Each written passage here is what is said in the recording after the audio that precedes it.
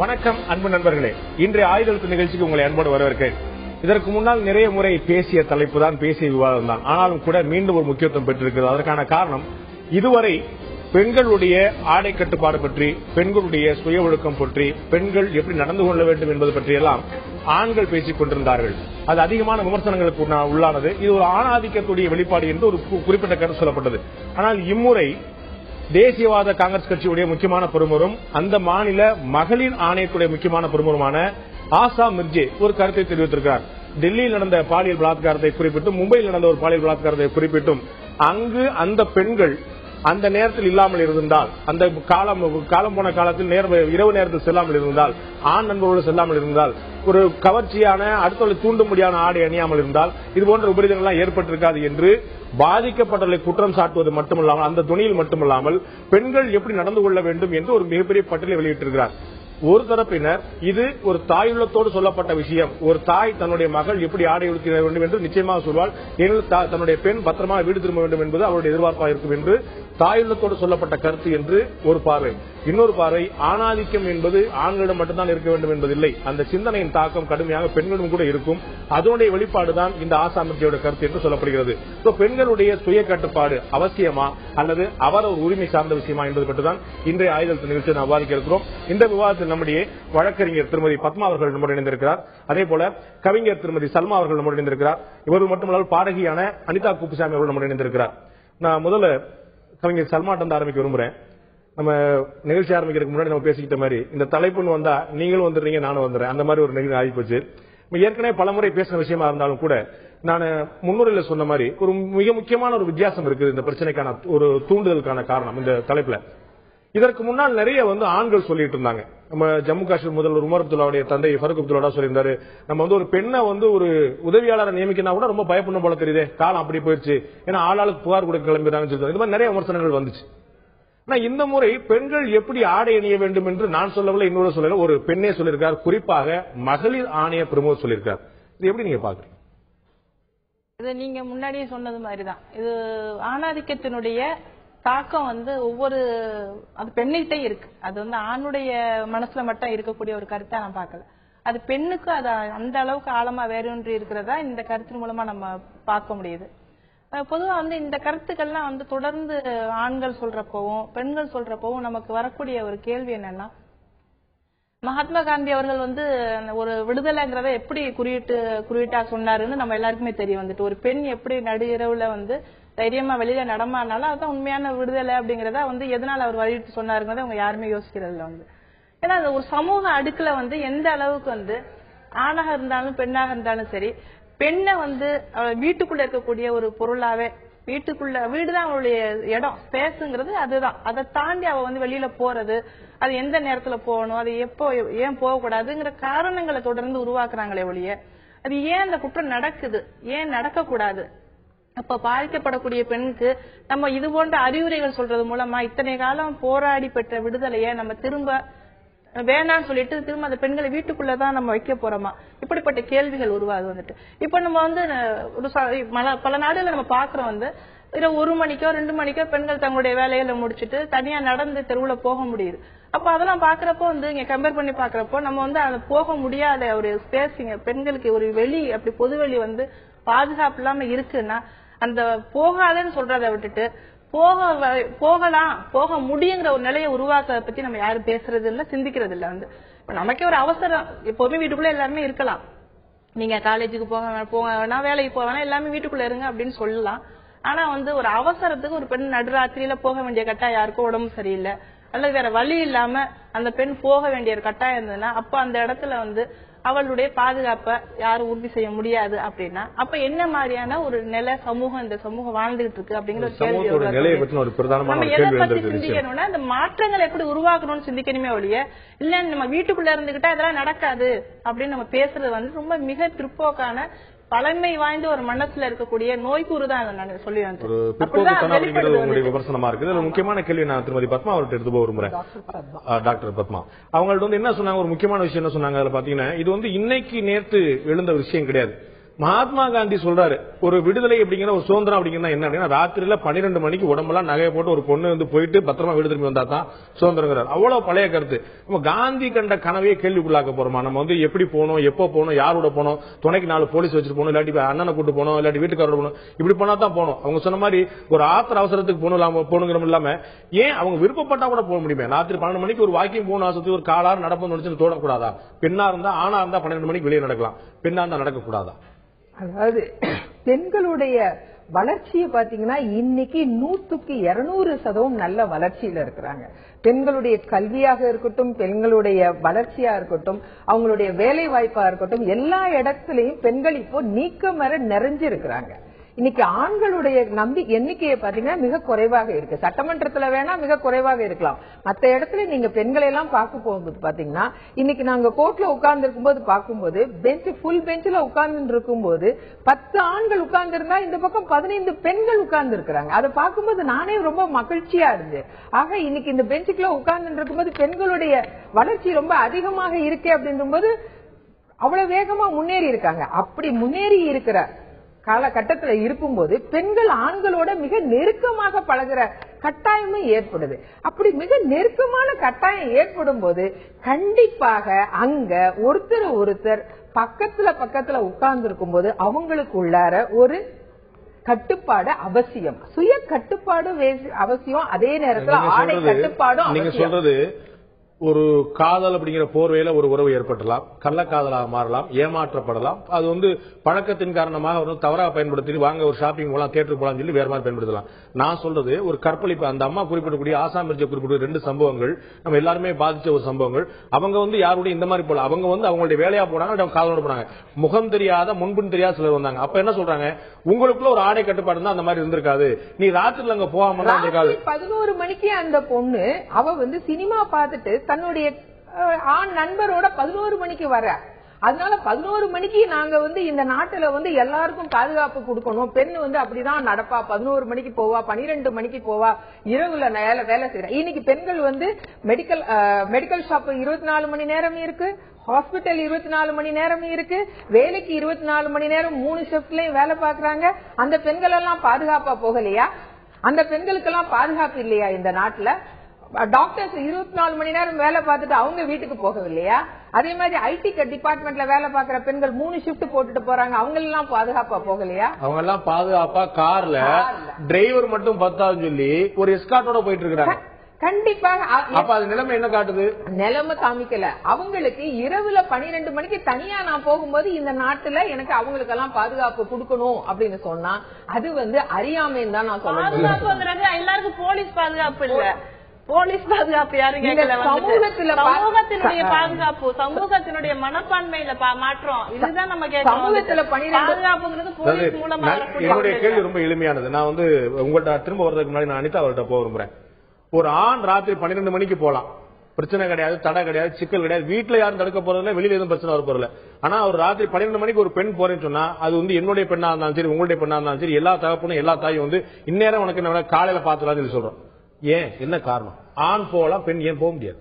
இதுக்கு எல்லாருக்குமே தெரியுமே இயற்கை தான், இயற்கை கூறு. எவனால் படைக்கப்பட்டது ஆணுக்கு ஒரு விதத்துல உடல் அமைப்பு, பெண்ணுக்கு பெண் என்றாலே ஈர்ப்பு அப்படின்ற மாதிரி ஆயிடுச்சு. அதுக்கு பாத்தீங்கன்னா இப்போ நீங்க சொன்னீங்க காந்திஜின்னு சொல்லிட்டு, காந்திஜி என்ன சொன்னாரு, இரவு வந்து எந்த பெண் வந்து நகைகள் எல்லாம் அணிஞ்சிட்டு வெளியில போறாளோ அப்பதான் வந்து நமக்கு முழு சுதந்திரம் பெண்களுக்குன்னு சொல்லியிருக்காரு. அப்படி பார்க்கும்போது அந்த காலகட்டம் வரலையே, இன்னும் வராத போது அதுவே இப்ப கேள்வி வரல. ஏன் வரலன்றது கிடையாது. நம்ம இவ்வளவு பேசுறோங்க, நீங்க போவீங்களா 12 மணிக்கு தனியா போவீங்களா? இது பண்ண முடியாது. நீங்க போவீங்களாங்கிறதுல கேள்வி, நான் போறதுக்கான வழியை நீங்க ஏற்படுத்தணுங்கிறது ஈர்ப்பு அப்படிங்கிற வார்த்தையில ஒரு கருத்து ஒத்துக்கிறவே மாட்டேன். இல்ல இல்ல, நீங்க அதுக்கு வழி என்ன நீங்க சொல்லுங்க எங்களுக்கு. சரி, அதுதான் அவங்க சொல்றது. ஆண்கள் திருந்தணும், ஆண்கள் பெண்கள் பெண்களை பார்க்கக்கூடிய பார்வை திருந்தணும், சமூக கட்டுப்பாடுகள் மாறணும், அரசாங்கம் வந்து கடுமையான நடவடிக்கை எடுக்கணும். இது எல்லாம் சேர்ந்ததுதான். கோர்ட்ல பெண்டிங் இருக்கு. பெண்களுக்கு எதிரான பாலியல் வன்முறை குறித்த கேஸ் வந்து இன்னைக்கு தமிழ்நாட்டுல மட்டும் பெண்டிங்ல இருக்கு. 5000க்கு மேற்பட்ட கேஸ்கள் வந்து எஃப்ஐஆர் போடப்படாம போலீஸ் ஸ்டேஷன்ல வந்து மறுக்கப்பட்ட நிலையில இருக்கு. வந்து அப்படிதான் ஒரு இன்னைக்கு வந்து நிலைமை இருக்கு. வந்துட்டு பெண்கள் வந்து பாதிக்கப்பட்ட பெண்கள் போறதும் இல்ல, அப்படி போனாலும் கூட நீதி கிடைக்கிறதுல பல வருஷம் தாமதம். அப்ப வந்து இது என்ன நடந்துகிட்டு இருக்கு? சரியா மக்களுடைய மனசுலயும் வந்து ஒரு மனப்பான்மை மாறணும். வந்து ஆண் என்ன பெண் என்ன வித்தியாசம், யாரு வேணாலும் எந்த நேரத்துல வெளியில போக முடியும். பொது வழியில ஆணுக்கு என்ன உரிமை இருக்கும்? ஆண் எந்த டீ கடையில உட்காந்து டீ குடிக்கிறான், நான் அந்த இடத்துல குடிக்க முடியும். அவன் எந்த இடத்துக்கு போறானோ அந்த இடத்துக்கு என்னால போக முடியும். நைட்ல 12 மணிக்கு ஆண்கள் போறானே, இங்க வேணாலும் போக முடியும். புலி இந்த புலி கிட்ட போகாத, புலி கிட்ட போனீங்கன்னா அடிச்சு கொண்டுரும் சொன்னாங்க. அதை மட்டும் கேக்குறீங்க நீங்க. ஆனா இப்படித்தான் இருப்பான்னு அந்த காலத்துல வனவிலங்குகளும் மனிதனும் ஒன்னாயிர முடியுமா? காட்டுக்குள்ள போகும்போது பாம்பு பள்ளி ஒரு சொல்லி போலாம், ஜாக்கிரதையா இருக்கணும், தேல் கடிக்கும். வந்து ஆண் கிட்ட இருந்து நம்ம கிட்ட போக கூடாது, நம்ம தூரத்துல ஈர்ப்பு சக்தி பெண்களுக்கும் இருக்கு இல்லையா? முன்னாள் சொல்லப்பட்ட அப்படிதான் ஒரு நிமிஷம் பத்மா அவர்கள் அதான் சொன்னாங்க. அதாவது ஒரு இடத்துல கோயட் காலேஜோ பள்ளிக்கூடமோ இல்லாட்டி ஒன்னா பணிபுரியக்கூடிய இடமோ அங்க வரக்கூடிய உறவுகள் பத்தி நான் பேசல, அது தனிக்காத, நம்ம இன்னொரு நாள் பேசுவோம். அதை பிரச்சனை என்னன்னா, ஒரு வன்புணர்ச்சிக்கு ஆளாக்கப்படுறதுக்கு, பாலியல் பலாத்காரத்துக்கு ஆளாக்கப்படுறதுக்கு அந்த மாதிரி சொல்லக்கூடிய விஷயம் 3. யாரோட போற, எப்போ போற, எப்படி போற, அது சரிதானே சொல்றது சரி. நேரம் காலம் ஒண்ணு இருக்கு, நம்ம உடுத்துற உடை ஒண்ணு இருக்கு. நம்முடைய சகோதரர்கள் அப்படி காலம்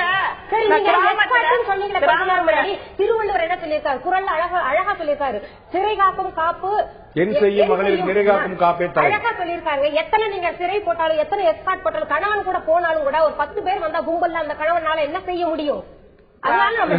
நீங்க குரலை கொஞ்சம் இன்டரப்ட் தப்பா பண்ணிட்டீங்க நான் நினைக்கிறேன். அதாவது கற்பு அப்படிங்கிறது வந்து பெண்கள் அவங்களா நினைச்சாதான் உண்டே தவிர வேற யாரும் பண்ணிட முடியாது. அது வந்து ஒரு ஆணுக்கும் ஒரு பெண்ணுக்குமான உறவு பற்றி 10 அந்த டெல்லியில் நடந்த மாதிரி ஒரு ஆண்கள் வந்து கையில அருவாள் கம்போடு இருக்கும் போது எந்த பெண்ணால என்ன நீங்களா ஒண்ணு பண்ண முடியாது. என்னுடைய கற்பனா கப்ப யாரும் ஆண்களே போகட்டும் சார், எந்த ஒருத்தனால காப்பாத்திக்க முடியும்? 10 ஆண்கள் ஒரு ஆணே சேர்ந்து போய் இரவு 12 மணிக்கு அவன் கையில பணம் வச்சிருக்கான்னு தெரிஞ்சுட்டு வந்தா ஆணுக்கு ஆணே எதிரியா தான் இருக்கான். அந்த இடத்துல ஒரு பெண்ணு இருந்தானா பெண்ணுடைய அவளுடைய கவர்ச்சி பொருள் சொல்லல, அவளை பெண்ணா தெய்வமாவே நினைக்கட்டும், தெய்வமாவே கற்பனை பண்ணிட்டா கூட அவகிட்ட இருந்து நகையை பறிக்கணும்னு நினைக்க தோணும். நகையை பறிக்கும் போது அவளுடைய ஆடை அலங்காரத்துல சிதறப்படும் போது கவர்ச்சி வெளிப்படும். கவர்ச்சி வெளிப்படும் போது எந்த மனிதனுக்கும் இயற்கையாகவே ஒரு வன்முறை, இயற்கையாகவே அவன் மேல ஒரு காம உணர்ச்சி ஏற்படும். அப்போ அந்த இடத்துல தவிர்க்க போகணும். உங்களுக்கா பேசுறதுக்கு நான் இருக்கேன். அந்த இடம் வந்து தவிர்க்கப்பட வேண்டும். தவிர்க்க அதனாலதான் நீங்க கடைசியில வந்து நீங்க அந்த மாதிரி குற்றஞ்சாட்டி அப்படிங்கிறது 3 பேர் நிச்சயமா பெண்களா இருக்கணும் கேட்டுட்டு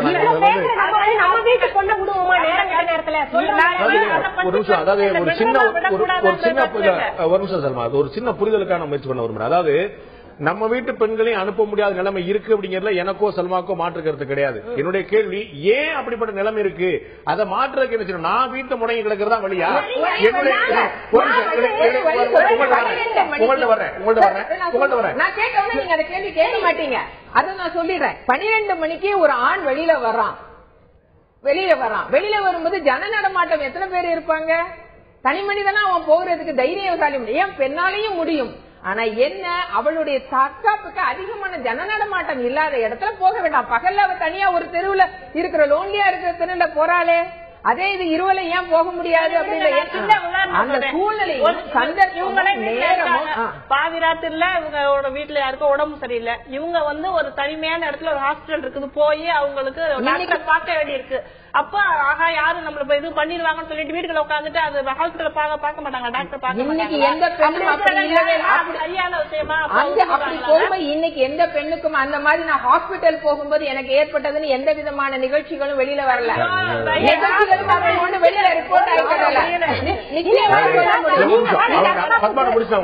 அதாவது நாம வந்து பெரிதா பேசப்பட்ட உலகம் இந்தியா முழுக்க பெரிதா பேசப்பட்ட 2 சம்பவங்கள் மும்பையிலும் டெல்லி நடந்தது. அவங்க வேணா ஹாஸ்பிட்டல் போலாம இருக்காங்க. அவங்க சொல்லக்கூடிய உதாரணம், நீங்க அந்த 2 2 கேஸ் மட்டுமே வச்சிட முடியாது.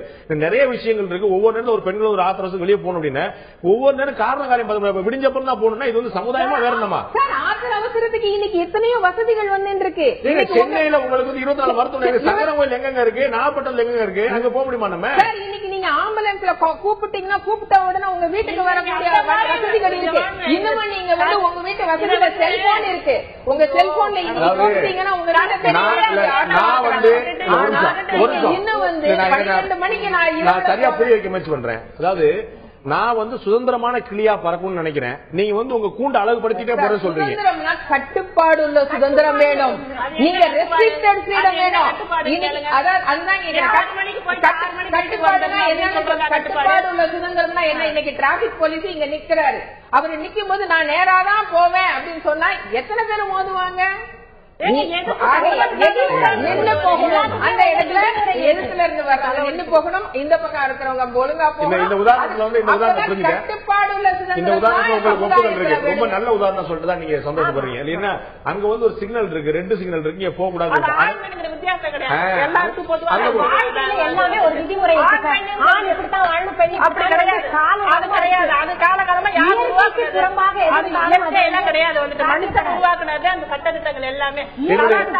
நான் வந்து உங்கள்ட்ட ஒரு மாற்று ஒரு கேள்வி கேட்கிறேன். தமிழ்நாட்டுல வந்து இந்தியாவில வந்து நாட்டுல வந்து கொள்ளை அதிகமாகி போச்சு, திருட்டு அதிகமாகி போச்சு. நான் என்ன சொல்றேன், வீட்டுல இந்த பொருளா வைக்காதீங்க. நீங்க சம்பாதிக்கவே கூடாது. சம்பாதிக்க போய் உங்க வீட்டு பொருளா களவு போகுது. நீங்க வீட்டுல இருக்க வெளியே எடுத்து கொடுத்துருங்க. திருடு எதுவும் போகாது.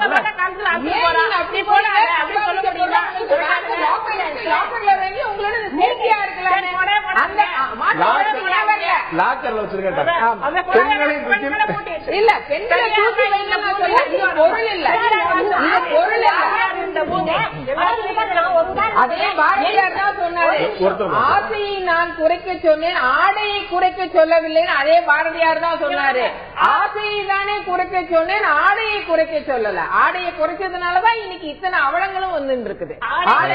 அந்த ஆடைக்கு 2 உதாரணம் சொல்லணும்னு நினைக்கிறேன். வந்துட்டு நம்ம வந்து பிளவுஸ் போடக்கூடாதுங்கிற ஒரு காரணம் இருந்தது. அப்ப வந்து அந்த மாதிரியான ஒரு நிலையில இருந்தப்ப பெண்களுக்கு இவ்வளவு பாலியல் வன்முறைகள் நடக்கல. ஒரு சமூகமே சட்டம் போடாம இருந்தது. பிளவுஸ் போடாம வெற்று மார்க்கம் ஒரு சமூகம் இல்ல, எல்லா சமூகமும் அப்படி இருந்துச்சு. இன்னைக்கு நம்ம தஞ்சாவூர்ல ராஜராஜ சோழனுடைய படத்தை நம்ம பாக்குறோம், அவருடைய மனைவி படத்தை பாக்குறோம், குந்தை பிராட்டி படத்தை பாக்குறோம். அப்ப வந்து பாலியல் வன்முறை நீங்க பேசாம இருக்க நான் சொல்லிடுறேன். ஆடை மட்டும்தான் காரணம் அப்படின்னு சொன்னா அப்ப எல்லா பெண்களையும் பாலியல் வன்முறைக்கு உள்ளாக்கப்பட்டிருக்காங்க.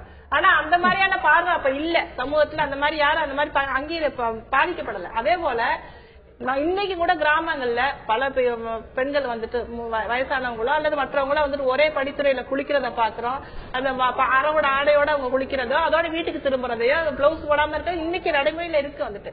அப்ப ஆனதான் காரணம்னா அந்த பெண்கள் மேல தொடர்ந்து வன்முறை நிகழ்த்தப்பட்டிருக்காங்க. ஏன் இல்ல, அவங்க எல்லாம் பாதுகாப்பா தான் இருந்தாங்க வந்துட்டு. அவரு சமூகத்தினுடைய நோய் கூறாதான் அதை நம்ம பாக்கணுமே வழிய இது வந்துட்டு சின்ன சின்ன உதாரணங்கள் மூலமா நம்ம வந்து சம்பந்தம் இல்லாத உதாரணங்கள் மூலமா வந்துட்டு அதை நிறுவுறது தவறான. உங்களுடைய பார்வை நான் அனிதாட்ட கொண்டு வரும்புறேன். நீங்க சொன்ன வந்து ஒரு ஆடை பற்றின ஒரு முக்கியமான பிரச்சனை இருந்துச்சு. நம்ம வந்து ஆடை ஒழுங்கா உடுத்தினா அந்த பிரச்சனை வராதுன்னு. கற்பழிப்புக்கும் வன்புணர்ச்சிக்கும் பாலியல் பலாத்துக்கும் ஆளாகக்கூடிய 65% பேர் வந்து 18 வயதுக்கு கீழ் உள்ளவங்க. இப்ப அவங்கள வந்து அது பெரும்பாலும் 65 பேர் 12 வயசு கீழே உள்ளவங்க. இந்த 10 வயசு குழந்தை, 7 வயசு குழந்தை, 4ல 3 குழந்தைக்கு வந்துட்டு பாலியல் வன்முறை நடக்குது. இப்ப அவர்களுடைய ஆடை பத்தி நீங்க என்ன சொல்ல போறீங்க? இந்த குழந்தை வந்து ஆபாசமா ஆடை போட்டு போச்சு, அந்த குழந்தை வந்து ஃபுல் கால் பேண்ட் போட்டு போயிருக்குன்னு சொல்ல போறீங்க? ஆடை வந்து அருவருக்கத்தக்க வகையில போட்டவங்கள நீங்க விட்டுருங்க தயவு செஞ்சு. நான் உங்களுக்கு ஏற்கனவே சொல்லிட்டேன், இயற்கையின் கூறு இதெல்லாம் சொல்லிட்டேன் நான் உங்களுக்கு. அத நம்ம புரிஞ்சுக்கணும். புரிஞ்சுக்கிட்டு எதிரில வந்து எதிர யாராவது ஒரு பெண் வந்தா அவங்களை வந்து கற்பழிக்க தூண்டது, வன்முறை செய்ய தூண்டது இயற்கையின் கூறு. இவங்க வந்து கிராமத்தை பத்தி சொன்னாங்கல்ல, அதே கிராமத்துல சொல்லிருக்காங்க. சித்தப்பா பையனா இருந்தாலும் சரி, பெரியப்பா பையனா இருந்தாலும் தூரம் நின்று பேசு, தள்ளி நின்று பேசுன்னு சொல்லிருக்காங்களா இல்லையா? சொல்லுங்க. இல்ல அப்படி ஏன் சொல்றாங்கன்னா கேள்வி கேட்கிறோம். சொல்லிருக்காங்கிறது எல்லாமே தெரிஞ்சிருக்கு. நாங்க பழமை பேசுறோம், நாங்க 2 பேரும் புதுமையை பேசுற இவங்க வந்து அதுக்கு ஏதாவது பதில் சொல்ல முடியுமா? அவங்க புதுமை பேசுறாங்க, அவங்களுடைய உரிமையை பேசுறாங்க. நீங்க இல்லாத பாருங்க, இருட்டுறதுக்கு முன்னாடி வரணும் பெண், இருட்டுனதுக்கு அப்புறம் வந்து தவறுகள் நடக்கும் சொல்றாங்க. அதாவது இருட்டுனது கூட விட்டுருங்க, நீங்க 6 மணிக்கு மேல இருட்டுது. ஒரு காலகட்டம் 10 மணிக்கு மேல எல்லாம் வெளியில் சுத்தாத. இப்ப அதைத்தான் சொல்றாங்க. ஒரு கால வரையறைக்கு உட்பட்டு எல்லாருமே இது போங்க வெளியில வாங்க அப்படி. வேலைக்கு நீங்க சொன்னீங்க எஸ்கார்ட் போட்டு எல்லாம் அனுப்பணும்ன்றது அவசியம் இல்ல. பெண்கள் வந்து வேலை செய்யற நேரம் நேரம் வந்து தேர்ந்தெடுக்கலாம், அவங்கவுங்க உரிமை இல்லையா? நான் இப்ப இருட்டுல இரவுல வந்து வேலை செய்ய மாட்டேன், பகல்ல தான் நான் வேலை செய்வேன்னு சொல்லிட்டாங்க. உங்களை மாதிரி சொந்தமா உழைச்சு சம்பாதிக்கிறவங்க வந்து எந்த ஊர்ல நிகழ்ச்சியில வருவேன் இன்னைக்கு போக சொல்லி நீங்க சொல்ல முடியும். ஆனா வேலைக்கு போறவங்க வந்து அப்படி சொல்ல முடியாது.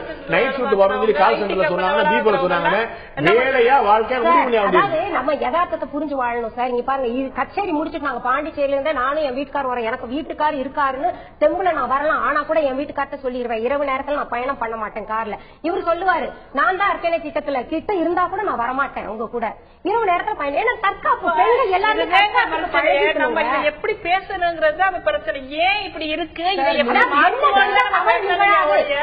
போகக்கூடாது, போக மாட்டேன், போகாத, இதுதான் ஒரு வார்த்தை ஒரு கேள்வி வச்சீங்க. அதாவது பாலியல் பலாத்காரம்ன்றது 18 வயசு 10 வயசுக்கு கீழே இருக்கிற குழந்தைங்களோட ஏற்பட்டு இருக்கு, அதுக்கு வந்து ஆடைதானா அப்படின்ற ஒரு கேள்வி வச்சீங்க. அதுக்கான பதில நான் சொல்ல வரேன். அதாவது 10 வயசு குழந்தைக்கு கீழே வந்து பாலியல் பலாத்காரம் பண்ணினா அப்படின்னா, இப்ப அவங்க ஒரு வார்த்தை சொன்னாங்க, அந்த காலத்துல பிளவுஸ் போடாம இருந்தாங்க, அதனால எல்லா பெண்களுமே பாலியல் பலாத்காரத்துக்கு உட்பட்டு இருக்கணும் அப்படின்னாங்க.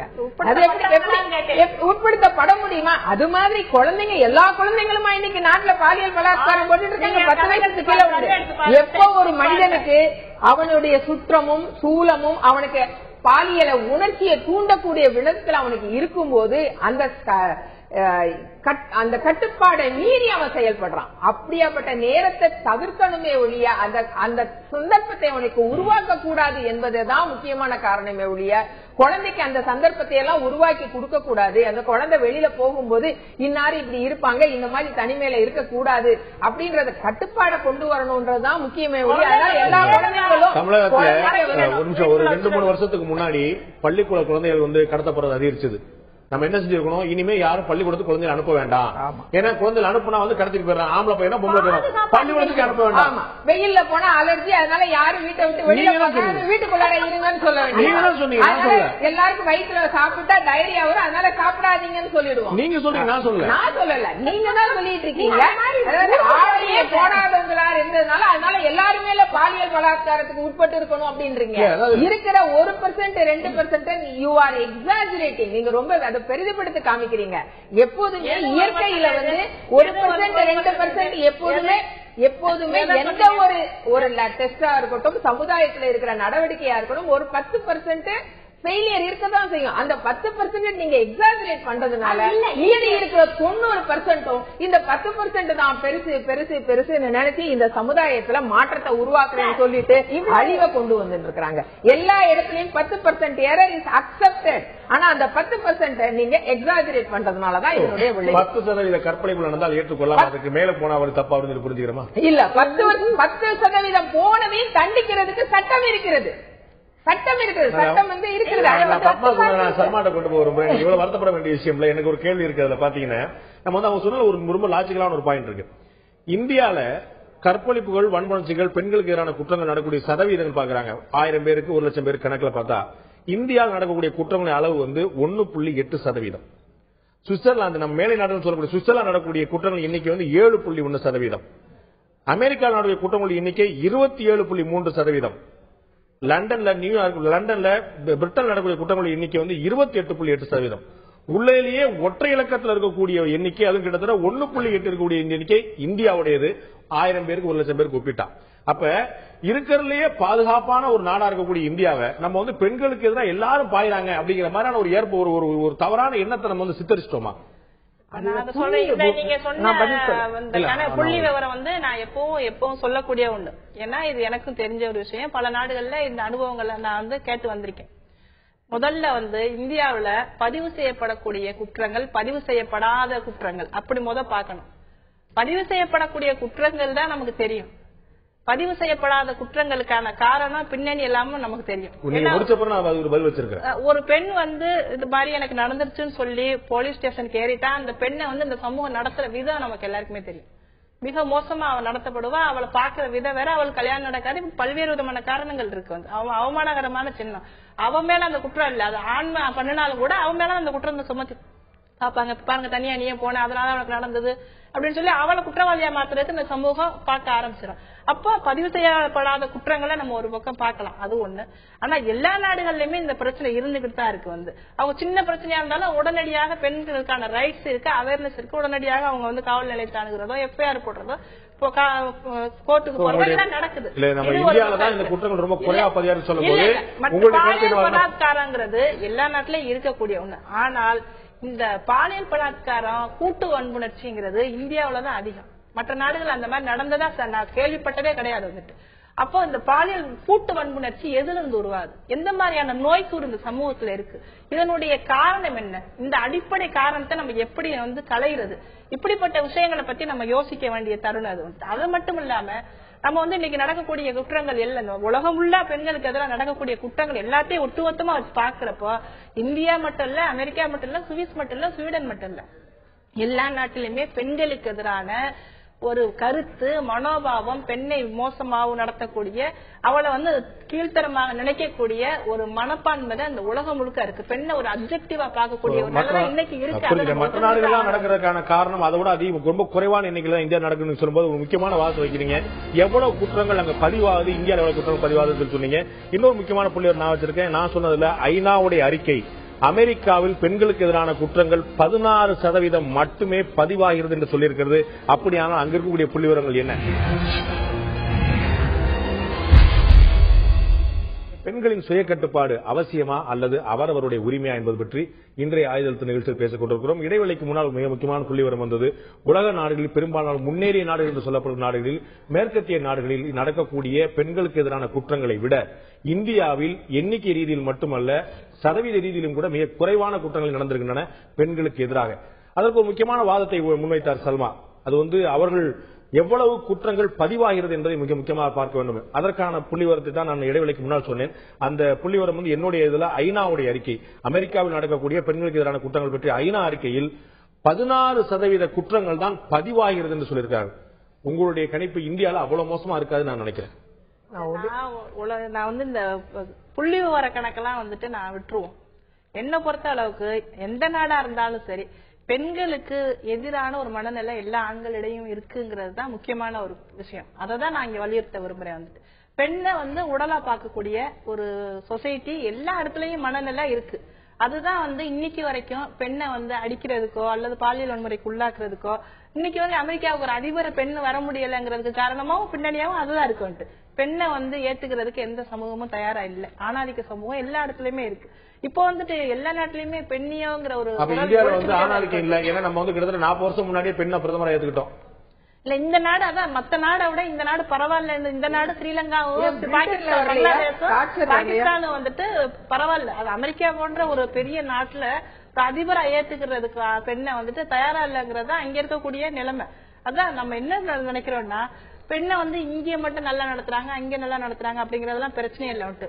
புள்ளி விவரங்கிறது நம்ம 2வது பட்சம். பெண்ணை எப்படி நம்முடைய சினிமாக்கள், ஹாலிவுட் சினிமாவா இருந்தாலும் சரி, பாலிவுட் சினிமாவா இருந்தாலும் சரி, இல்ல இந்த நம்ம நாட்டுல கூடிய எல்லா திரைப்படங்களா இருந்தாலும் சரி, அல்லது விளம்பரங்களா இருந்தாலும் சரி, மியூசிக் ஆல்பமா இருந்தாலும் சரி, எல்லா இடத்துலயும் காட்டப்படக்கூடிய விதம் பார்த்தோம்னா பெண்ணை பொருளா உடம்பா தான் காட்டிட்டு இருக்காங்க. அதுல இருந்து அவங்களுக்கு கிடைக்கக்கூடிய விஷயம் என்னன்னா, பெண் என்றாலே உடம்பு மட்டும்தான். பெண்ணுக்கு வேற ஆசாபாசங்களோ உணர்வுகளோ அவளுக்கு எதுவும் கிடையாது. அவளை நமக்கு ஈக்குவலா நடத்தக்கூடாது. நல்லா இருக்கட்டும், ராத்திரி 12 மணிக்கு ஏன் போறீங்கன்னா கேக்குறாங்க. நல்லா இருக்கட்டும். உங்களுக்கு நான் என்ன சொல்றேன்னா, நீ உன்னால அந்த இடத்துல ஒரு 12 மணிக்கு போக முடியும், அந்த நிகழ்ச்சியில நிக்க முடியும் இடத்துல அப்படின்னா ஏன் பெண்ணாலே நிக்க கூடாதுங்கிறதா கேள்வி. நம்ம ஆணும் பெண்ணும் தானே பொதுவா அந்த பூமியில வாழ்ந்துகிட்டு இருக்கோம். நான் போற இடத்துக்கு நீ போக முடியுங்கிறத ஒரு பாதுகாப்பை சூழலை உருவாக்குறத நம்ம சமூகத்தினுடைய கடமை. ராத்திரி 12 மணிக்கு போனா எந்த ஆணும் என்ன கற்பழிச்சிட்டாங்க, என்னை வன்முறை செஞ்சாங்கன்னு சொல்ல மாட்டான். பெண் தான் சொல்ல போறா. அப்ப நாம தான் பாதுகாப்பு இருக்கணும். யாருக்கு பிரச்சனை வரக்கூடிய வாய்ப்பு இருக்கோ, யாருக்கு பிரச்சனை அபாயம் இருக்கோ அவங்க தான் பாதுகாப்பா இருக்கணும். அது என்ன பாதுகாப்பு, எதுக்காக பாதுகாப்பு கொடுக்கணும்? நான் என்ன சொல்றேன்னா, போறப்ப அந்த பெண்ணை பாதுகாப்பா நடத்துறதுக்கு ஒரு சமூகத்தினுடைய கடமை. அது அந்த பெண்ணை ஒரு பாதுகாப்பா ஒரு இடத்துக்கு போயிட்டு திரும்புறதுக்கு அந்த சமூகம் உத்தரவாதம் அளிக்கணும். அவளை எப்படி நடத்தணும், அவளை எப்படி கண்ணியமா பார்க்கணும், எப்படி அவளை நேசிக்கணும், எப்படி அன்பு செலுத்தணும், இந்த மாதிரியான விஷயங்களை ஒரு சமூகம் கத்துக்கிற வேண்டிய ஒரு காலகட்டம். அதுதான் பத்மாவர்கிட்ட கொண்டு விரும்புறேன். பீகார்ல நான் கண்ணால பார்த்த விவரம் ஒரு புள்ளிவரம் கூட இருக்கு. நான் புள்ளிவரம் அவங்க வேண்டாம் சொன்னா அவங்களுக்கு சாதகமான புள்ளிவரத்தை மட்டும் தான் அவங்க எடுத்துப்பாங்க. பீகார்ல இதற்கு முந்தைய ஆட்சி இருந்தபோது, லாலு பிரசாத் யாதவ் ஆட்சி இருந்தபோது சாயந்தரம் 7 மணிக்கு அங்க இருக்கக்கூடிய பிரபலமான பல் டாக்டர் மூடிட்டு கிளினிக்கை மூடிட்டு வீட்டுக்கு போயிடுவார். என்ன காரணம்? அதற்கு மேல இருந்தா கடத்தல் வந்துடும். அப்ப பெண்களை பத்தி பேச வேண்டிய ஆண் பல் டாக்டர் 7 மணிக்கு கிளினிக் முடிவார். இன்னைக்கு 2011 அங்க போன போது பெண்கள் அங்க டிஸ்கோத்துல இருக்காங்க, பார்ல இருக்காங்க, பப்ல இருக்காங்க, பாட்னால, பீகார்ல. அப்ப ஒரே ஒரு சமுதாயம், ஒரே ஒரு ஊரு, ஒரு ஆட்சி மாறிய பிறகு மொத்த காட்சியுமே மாறி இருக்கிறது. அந்த அளவுக்கு மக்களுக்கு பாதுகாப்பு. அப்ப என்னுடைய கேள்வி அதான், நீங்க சொன்னீங்க பெண்கள் ஒழுக்கமா இருக்கணும், பெண்கள் ஒழுக்கமா இருக்கணும். லாலு பிரசாத் ஆட்சி காலங்கள்ல ஒழுக்கமா இருந்திருக்கலாம், இருந்திருக்க வேண்டும், ரைட். ஏன்னா அப்ப சூழ்நிலை சரியில்லை. இப்ப ஆட்சி மாறிவதால் ஒரு சமூக கட்டமைப்பும் அரசும் பெண்களுக்கு பாதுகாப்பை கொடுக்க முடியும் என்றால் பெண்கள் ஏன் சொந்தமா செயல்பட முடியாது? அப்ப மாற வேண்டியது பெண்களா, சமூகமா, அரசா? மாற வேண்டியது பெண்கள் கண்டிப்பாக மாற வேண்டும். இன்னைக்கு என்ன சூழ்நிலையில நாம வாழ்ந்து கொண்டிருக்கிறோம், அந்த சூழ்நிலைக்கு ஏற்ப தன்னை அடாப்ட் பண்ணிக்கிறவன் தான் சக்சஸ்ஃபுல்லா லைஃப லீட் பண்ண முடியும். அதுதான் டார்வினியன் தியரியும் கூட.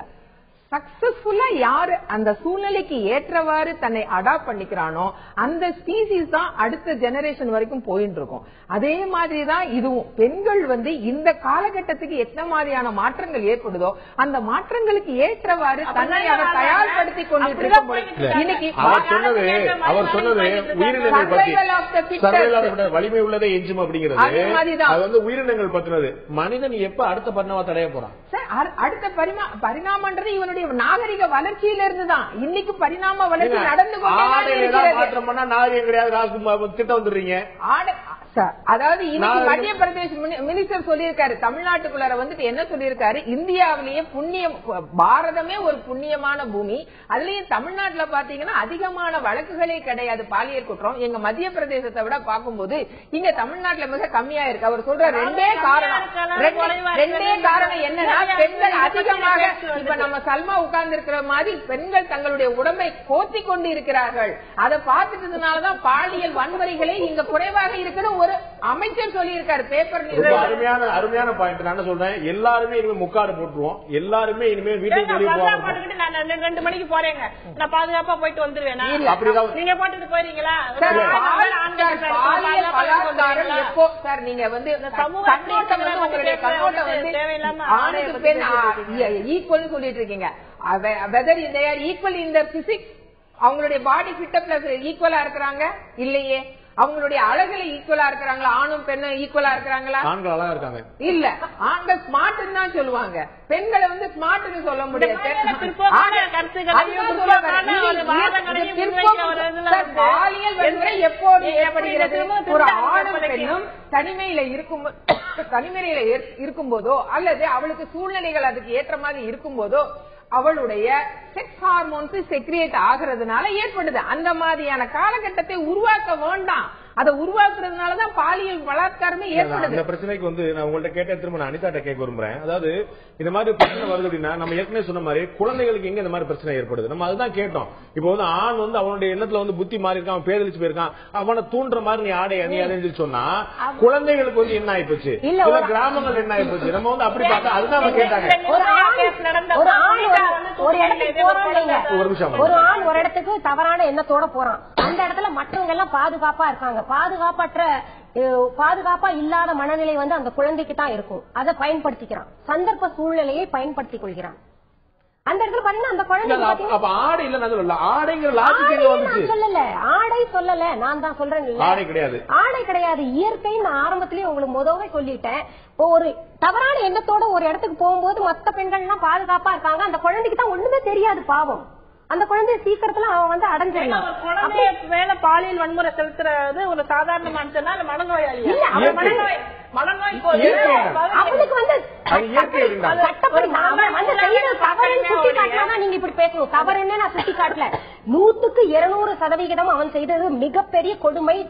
அதுக்கு சட்டம் பாத்துக்கும் அதெல்லாம். ஆனா நம்ம பாதுகாப்பை எப்படி பாதுகாத்துக்கணும்? நம்ம இங்க பேசப்படுறது பாத்தீங்கன்னா அவங்க சொன்ன கருத்துக்கள். நம்ம ஆடை விஷயத்துல நல்லா ஆடை அணிஞ்சா நம்ம பாதுகாப்பா இருக்கலாம், நேரம் கிட்ட நேரத்துல வெளியில போக கூடாது, இதெல்லாம் தவறா அவங்க சொன்னது. எப்படி நம்ம அதாவது நீங்க பாருங்க, 12 மணிக்கு கச்சேரி முடிச்சுட்டு நீங்க நல்லா உடையெல்லாம் சேலையெல்லாம் கட்டிக்கிட்டு நல்லா தான் கவர் பண்ணிதான் போறீங்க. ஒரு 12 மணிக்கு போயிட்டு நீங்க பத்திரமா வந்துருவீங்களா? நல்ல ட்ரெஸ் போட்டு அதுதான் சொல்றேன், பாதுகாத்து ஒவ்வொரு பெண்களும் வந்து நமக்கு இப்படி போனா தப்பு நடக்கும், இப்படி போனா தப்பு நடக்குது. ஒரு பாத்தீங்கன்னா விதிமுறை இருக்கு, இப்படி செஞ்சா தப்பு நடக்குதுன்னு, எதனால தப்பு நடக்குதுன்னு நம்ம ஆராயணுங்க. அந்த தப்பு நம்ம செய்யாம இருக்கணும். அதுக்கு இது அந்த தப்பு செய்யாம இருக்கணும் நீங்க சொல்றீங்க. எனக்கு அதான் ரொம்ப ஆச்சரியமா இருக்காது. உங்களுடைய நோக்கி போறது மனிதனுடைய நடமாட்டமே பகல் நேரம் எல்லாமே இயற்கைக்கு மாறாவே பேசுறீங்க. இயற்கைக்கு மாறாவே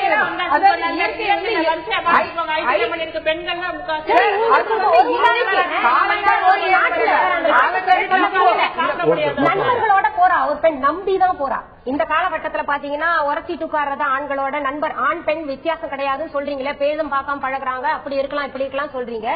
நண்பர்களோட 4 நண்பர்களோட அந்த பெண் போறா. எல்லாருமே ஜாலி அங்க ஆடி பாடுறாங்க, ரெக்கார்ட் போட்டு ஆடுறாங்க பாடுறாங்க. அந்த பெண்ணை பாத்தீங்கன்னா தோழியா அவ்வளவு நல்லா உபசரிக்கிறான், கவனிச்சுக்கிறான். ஆனா கொஞ்ச நேரத்திலேயே அவன் மனநிலை மாறிடுது தெரியுதுங்களா. கற்பழிச்சுறாங்க, தோழின்னு கூட பாக்கல. 4 பேர் அது வந்து ஈர்ப்பு அந்த இடத்துல வந்து சூழ்நிலை சந்தர்ப்பம் எல்லாம் மாறி, அவங்க சொன்ன மாதிரி ஹார்மோன்ஸ் எல்லாம் மாறிடுதுங்க. அதான் நான் வந்து உங்கள்ட்ட கேள்வி வைக்கிறேன். அந்த ஆஷா சொன்ன விஷயத்துல 3 விஷயம் சொல்றாங்க. யாரோட போறீங்க, எப்ப போறீங்க, என்ன மாதிரி ஆட எடுத்திருக்கீங்கன்னு. நீங்க சொன்னதுல உங்கள்ட்ட கேள்வி, பெரும்பாலான பாலியல் குற்றங்கள் வந்து தெரிந்தவர்களாலும் உறவினர்களாலும் நடக்குது. இப்ப நீங்க வந்து யாரோட போவீங்க? பத்திரமா போனோம் என்ன போவோம்? அண்ணன் கூட அனுப்புவோம், சித்தப்பா பையன் கூட அனுப்புவோம், மாமே பையன் கூட அனுப்புவோம், தாத்தா பையன் கூட அனுப்புவோம், தெரிஞ்ச பக்கத்து வீட்டுக்காரன் அனுப்புவோம். ஒரு பேர் என்ன சொல்லுவோம், பக்கத்து வீட்டுக்காரருக்கு அனுப்புவோம் சொல்லுவோம். நம்ம என்ன நினைப்போம், பக்கத்து வீட்டுக்காரன் நல்ல வேணும். அப்ப அவன் தான் போய் இந்த வேலையை பார்த்துறான் அப்படின்னு இது என்ன செய்ய முடியும்? வேற யாரும் முன்ன பின்ன தெரியாம அனுப்ப சொல்றீங்களா? ஆனா சரியான நேரத்தை தேர்ந்தெடுத்து போகணும்ன்ற நான் பாத்தீங்கன்னா சரியான இடத்துக்கு போகும்போது இன்னாரை தேர்ந்தெடுக்கணும். அப்ப ராத்திரி 9 மணிக்கு முன்னால எந்த பாலியல் வன்புணர்ச்சி நடக்கிறது இல்ல, நடக்கிறதுங்க ரொம்ப குறைவா நடக்கிறது. இரவு நேரங்கள்ல இன்னொன்னு பாத்தீங்கன்னா மயிலாப்பூர்ல ரயில் நிலையத்துல ஒரு காதலனும் காதலன் உட்கார்ந்து இருந்த போது அந்த பகுதியை சேர்ந்த 3 பேர் வந்து அந்த காதலனை அடிச்சு போட்டு அந்த பெண்ணை வந்து வன்முறைச்சு கொண்டு போயிட்டாங்க. பகல்ல 12 மணிக்கு. நீங்க என்ன சொல்ல போறீங்க? இடம் சொல்ல போறீங்களா, நேரம் சொல்ல போறீங்களா, காலம் சொல்ல போறீங்களா? 3க்கும் முரண்பாடான ஒரு விஷயம். அங்க வந்து அங்க ஆள் அரவம் இருந்திருக்காது, ஒருவேளை ஆள் நடமாட்டம் இருந்திருக்காது, கொஞ்சம் குறைவா இருந்திருக்கும். அது இந்த காதல் படத்துல பாதுகாப்பான இடத்துக்கு நம்ம முடிஞ்ச ஆண்கள் அதிகம் இருந்தா சொல்லிருப்பீங்க. நான் உங்களுக்காக கடுமையா குரல் கொடுத்து வரேன். குற்றங்கள் குறைய நம்ம என்னென்ன செய்யணுமோ அதெல்லாம் தான் செய்யணும். நம்ம பாதுகாத்துக்கணும். அவங்க செய்யறது சரின்னு சொல்லல, ரொம்ப கொடுமையான விஷயங்கள் தான் செஞ்சுட்டு இருக்காங்க. அதை பார்த்துட்டு நம்ம என்ன பண்ணணும், பாதுகாப்பா இருக்கணும், பாதுகாப்பா போகணும், பாதுகாப்பா வரணும். அதுதான் சொல்றேன். பாதுகாப்பா போறதை பத்தியே பேசிட்டு இருக்கீங்க, பாதுகாப்பான ஒரு சமூகத்தை உருவாக்குறத பத்தியே நம்ம பேசுறோம். எங்க ஆரம்பிச்சீங்க பாதுகாப்பான சமூகத்தை?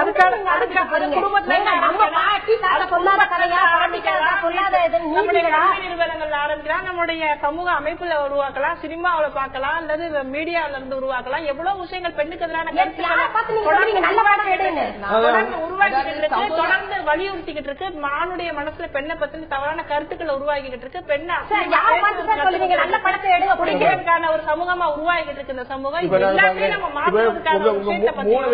சம வயதுட பார்க்கும்போது நீங்க சொல்றீங்க ரொம்ப வந்து எனக்கு ஆச்சரியமா இருக்கு, 2 ஆண்கள் இருந்தா கூட பரவாயில்ல, இவங்களை பேசுறது உங்களுக்கு தயக்கமா இருக்கு சொல்றீங்க. என்னுடைய கேள்வி, அவங்க ஆசா சொன்னாலும் இவங்க சொன்னாலும் ஏன் வந்து ஒரு சமூகவியலாளர் மட்டும் பார்க்காம ஏன் இவங்க நீங்க ஒரு தாயா பார்க்க மாட்டீங்க? ஒரு தாய் தன்னுடைய பெண் வந்து எந்த சூழ்நிலை இருந்தாலும் பத்திரமா வீட்டுக்கு வர நினைப்பா. இவ்வளவு ஒரு நிமிஷம் முடிச்சிடறேன்.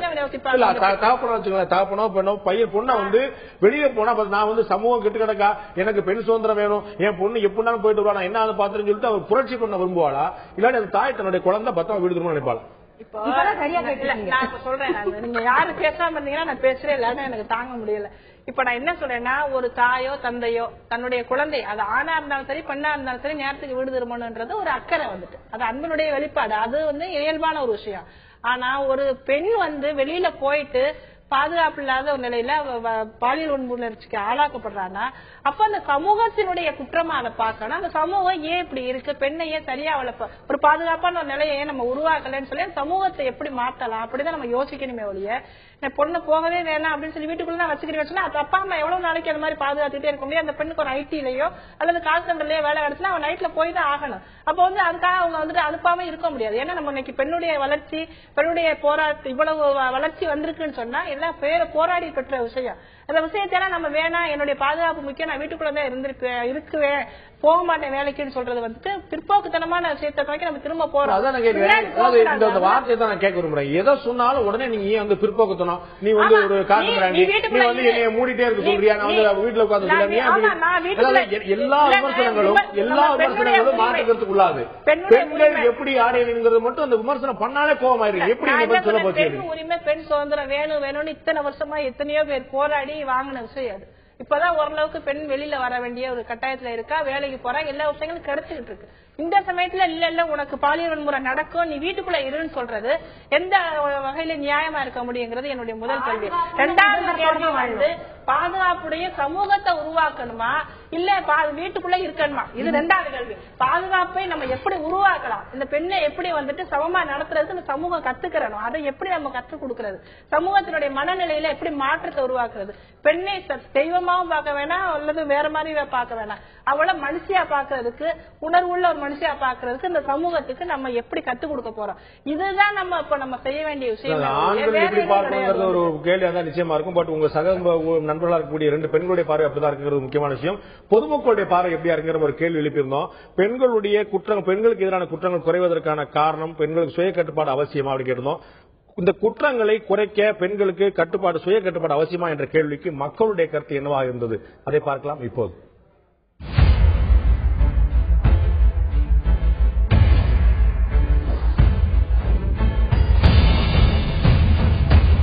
பாலியல் குற்றங்களை குறைக்க சுய கட்டுப்பாடு அவசியமா என்ற கேள்விக்கு ஆம், சுய கட்டுப்பாடு அவசியம் என்று 94% பேரும், கட்டுப்பாடு அவசியம் இல்லை என்று யாருமே சொல்லவில்லை 0%, அவரவர் உரிமை என்று போனால் போயிருந்து 6% மக்களும் கருத்து தெரிவித்திருக்கிறார்கள். சுய கட்டுப்பாடு தேவை என்று 94% மக்கள் தங்களுடைய கருத்தை தெரிவித்திருக்கிறார்கள். இதுல வந்து நான் வந்து ஒரு முக்கியமான விஷயத்தை முன்வைக்கிறேன். ஒரு நிமிஷம் சொல்றேன். பெண்ணுக்கு மட்டும் வலியுறுத்துறப்பதான் இங்க பிரச்சனை வருது. ஒரு சுய கட்டுப்பாடுங்கிறது ஒரு உரிமையா இருக்கு. நம்முடைய கேள்வி வந்து பெண்களுக்கு எதிரான குற்றங்களை குறைக்கதான். அப்போ வந்து பெண்களுக்கு சொல்லி சொல்லாம வேற எப்படி சொல்ல முடியும்? நம்ம பெண்களுக்கு எதிரான சமூகமே அதான் குற்றம் நடக்கிறதுக்கு காரணம் வந்துட்டு அந்த சமூகமே 94% வாக்களித்த சமூகம், 94% வாக்களித்த சமூகம். சுய கட்டுப்பாடுங்கிறது நீ வெளியில போவேனா வீட்டுல இருந்துக்க பயம் அன்னைக்கு உருவாகி இருக்கும். நைட்ல போனாலே அவங்களுக்கு இன்னைக்கு எல்லாரும் நம்ப ஆரம்பிச்சிட்டாங்க. இது ரொம்ப வந்து வருத்தத்துக்குரிய ஒரு விஷயமா நினைக்கிறேன். நான் ரொம்ப இன்னைக்கு மனசு வேதனையா இருக்குது. அதுதான் வந்துட்டு இந்த சமூக விடுதலை நோக்கி, பெண்ணுடைய விடுதலை நோக்கி போராடி கிடைச்ச விஷயங்களை இன்னைக்கு நம்ம இழந்துகிட்டு இருக்க ஒரு கட்டாயம்.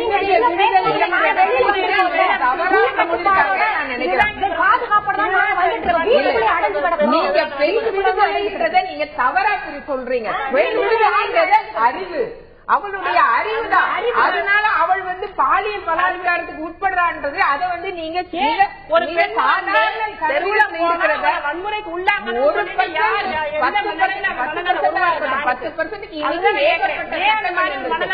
குடும்ப வன்முறை சட்டம் வந்தாச்சு, வேலை செய்யற இடத்துல ஏற்படுகிற சட்டங்கள் வந்தாச்சு, எல்லாத்துலயும் பெண்களுக்கு அவேர்னஸ் இன்னைக்கு நிறைய வந்திருக்கு. அவங்களுடைய கேள்வி பெண்களுக்கு இந்த அவேர்னஸ் வந்திருக்கு, சமூகத்துக்கும் ஆண்களுக்கும் வந்திருக்கு. ஏற்படுகிறார்கள் இன்னைக்கு சொல்றாங்க பெண்கள் வீட்டுக்குள்ளே வச்சுக்கிறதா, வீட்டுக்குள்ளேயே நாங்க என்ன வீட்டுக்குள்ளேயே இருக்கோம் 3 பேரும், வெளியில வரோம், நல்லாதான் பேசுறோம் இல்லையா, பாதுகாப்போட தான் வர்றோம், இருக்க போய் தான் வர்றோம். பொதுவான விஷயம்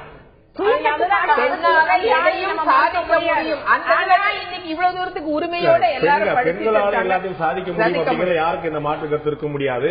அவரவர் உரிமை என்பது நிச்சயமாக ஏற்றுக்கொள்ளப்பட வேண்டிய விஷயம். ஒவ்வொரு எப்படி ஆடை எடுத்த வேண்டும், எங்கே செல்ல வேண்டும், யாருடன் செல்ல வேண்டும் என்பது நிச்சயமாக 100% அவரவருடைய உரிமை. அதே சமயம் காலம் எப்படி இருக்கிறது, சூழல் எப்படி இருக்கிறது, சமூகம் என்பது எப்படி இருக்கிறது என்பது ஏற்ப ஒரு கட்டுப்பாடு அவசியம். அந்த கட்டுப்பாடு என்பது சமூக புறச்சூழல் இல்லாமல் சுய கட்டுப்பாடாக தானே தன்னை தீர்மானித்துக் கொள்ளக்கூடிய விஷயமாக, அதுவும் கூட அவரவர் உரிமை என்பதை இன்னொரு பட்சமாக, இன்னொரு பாகமாகத்தான் சுய கட்டுப்பாடாக இருக்கணும். அடுத்தவர் திணிக்கக்கூடிய கட்டுப்பாடாக இருந்தால் நிச்சயமாக அந்த கட்டுப்பாடை சரியை மீறித்தான் நாம் செல்ல வேண்டும். சுய கட்டுப்பாடு நமக்குள்ள இருக்கும்போது, கால நேர சூழல்களை புரிந்து கொண்டிருக்கும் போது அதுவும் அவரவர் உரிமையில் இன்னொரு பாகமாக தான் புரிந்து கொள்ளப்படும் என்று நினைக்கிறேன். இந்த நிகழ்ச்சியில் கலந்து கொண்டு கருத்து தெரிவித்த பத்மா அவர்கள், சல்மா அவர்கள், அனிதா குப்சாமி அவர்கள் 3 பேருக்கும் நன்றி.